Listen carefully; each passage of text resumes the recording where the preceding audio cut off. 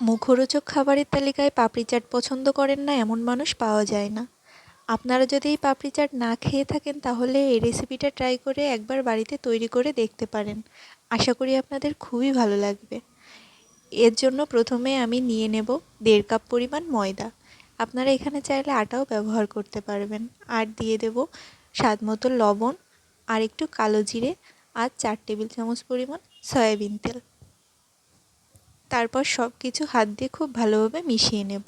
মুট করলে এরকম একটা মণ্ড তৈরি হলে বুঝতে হবে ময়ান দেওয়া ঠিকঠাক আছে। এরপর অল্প অল্প করে জল দিয়ে শক্ত একটা ডো তৈরি করে নিতে হবে। এই ডোটা একটু শক্ত করেই মেখে নিতে হবে। তারপর এটাকে 30 মিনিটের জন্য রেস্টে রাখতে হবে। পাপড়ি চাটের চাটনি করার জন্য এখানে কিছু তেঁতুল আমি জলে ভিজিয়ে রেখেছি।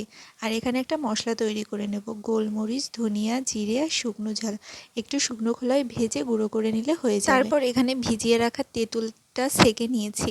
এখন এই তেঁতুলটা দিয়ে চাটনি তৈরি করে নেব। একটা ফ্রাই প্যানে এই তেঁতুলটা দিয়ে এর মধ্যে দিয়ে দেবো 4 টেবিল চামচ পরিমাণ চিনি। আপনারা চাইলে চিনির পরিমাণটা একটু বাড়িয়েও নিতে পারবেন। আর দিয়ে দেবো স্বাদ মতো লবণ। তারপর সব কিছু আমি 5 মিনিট মতো ফুটিয়ে নেব।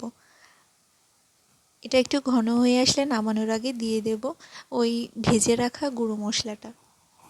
তারপর আবার সব কিছু মিশিয়ে নামিয়ে নিলেই তৈরি হয়ে যাবে আমাদের পাপড়ি চাটের জন্য তেঁতুলের চাটনি। দেখলেন তো কত সহজে এটা তৈরি করে ফেলা যায়। এখন এই চাটনিটা ঠান্ডা করতে রাখবো। আর রেস্টে রাখা ময়দাটা আর একটু হাত দিয়ে মেখে নিয়ে এখান থেকে ছোট ছোট লেচি কেটে নেব। আপনারা চাইলে বড় একটা রুটি করেও কোনো কিছু দিয়ে এটা কেটে নিতে পারবেন, কিন্তু আমি এখানে ছোট ছোট লেচি করেই নিয়েছি। এই পাপড়িগুলো ফুচকার থেকে সাইজে একটু বড় হয়, এজন্য একটু বড় করেই বেলে নিতে হবে। এগুলো একটু পুরো থাকবে, বেশি পাতলা করতে যাবেন না। দেখে বুঝতেই পারছেন আমি কিভাবে এটা বেলে নিয়েছি। এভাবে সবগুলো আমি পাপড়ি এখানে বেলে নেব। তারপর একটা কড়াইতে তেল গরম করে এই তেলের মধ্যে পাপড়িগুলো দিয়ে দেব। একসাথে এখানে অনেকগুলো পাপড়ি দিয়ে দেব। এক একটা করে পাপড়ি দিলে হবে কি এগুলো ফুলে যাবে, আর পাপড়ি চাটের পাপড়িগুলো সাধারণত বেশি ফোলে না। একটার পর একটা দিয়ে দিলে এগুলো ফুলতে পারবে না, এই জন্য একবারে অনেকগুলোই দিয়ে ভেজে নিতে হবে। এইভাবে পছন্দ মতো কালার করে লো আঁচে ভেজে নিতে হবে, তাহলে এগুলো অনেক সময় পর্যন্ত ক্রিস্পি থাকবে। খোলা অবস্থাতে রেখে দিলেও এগুলো সহজে নরম হবে না। এভাবে আমি সবগুলো পাপড়ি ভেজে নেব।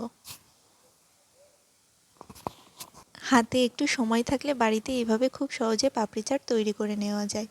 আর বাইরের থেকে বাড়িতে পাপড়ি চাট তৈরি করলে এর টেস্ট হয় আরও অনেক বেশি। এখানে আমি সবগুলো পাপড়ি ভেজে নিয়েছি। এরপর এখানে আমি কিছু সেদ্ধ করা আলু নিয়েছি। এই আলুগুলো ছুরির সাহায্যে একটু ছোট ছোট করে কেটে নেব। এই আলুগুলো আমি সেদ্ধ করে রেখেছিলাম। দেখে বুঝতেই পারছেন আমি এগুলো কিভাবে কেটে নিয়েছি। আর এখানে দিয়ে দেব সেদ্ধ করে রাখা বুট। এই বুটগুলো খুব বেশি সেদ্ধ করব না, একটু শক্ত শক্ত থাকবে। আর এখানে নিয়েছি শসা, টমেটো, পেঁয়াজ, কাঁচা ঝাল, ধনিয়া পাতা আর গাজর। এই আলুর মধ্যে দিয়ে দেব পেঁয়াজ, কাঁচা ঝাল, টমেটো আর ধনিয়া পাতা কুচি।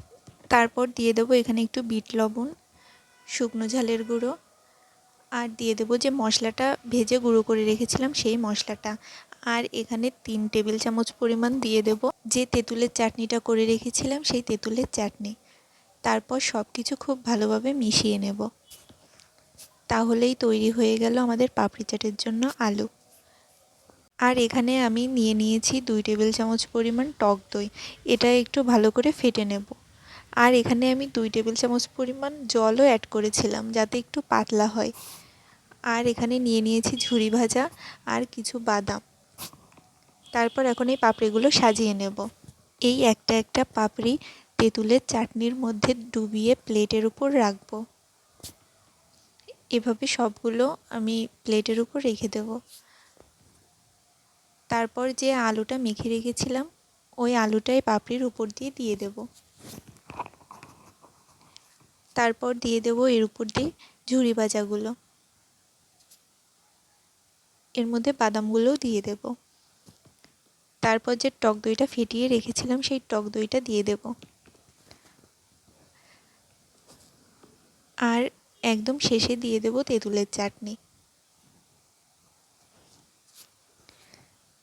তারপর শসা, গাজর আর একটু ধনিয়া পাতা কুচি আমি এর উপর দিয়ে নিয়েছি। আপনারা এখানে ঝাল খেতে চাইলে আরও কাঁচা ঝালও এখানে অ্যাড করতে পারবেন। তাহলেই তৈরি হয়ে গেল আমাদের পাপড়ি চাট। দেখলেন তো কত সহজেই বাড়িতে পাপড়ি চাট তৈরি করে ফেলা যায়, আর এর টেস্ট হয় অসাধারণ। এই রেসিপিটা ফলো করে একবার বাড়িতে ট্রাই করে দেখতে পারেন, আশা করি খুবই ভালো লাগবে। এটা এতটাই টেস্টি হয় যে আমি বলে বোঝাতে পারবো না। ভিডিওটি শেষ পর্যন্ত দেখার জন্য অনেক ধন্যবাদ।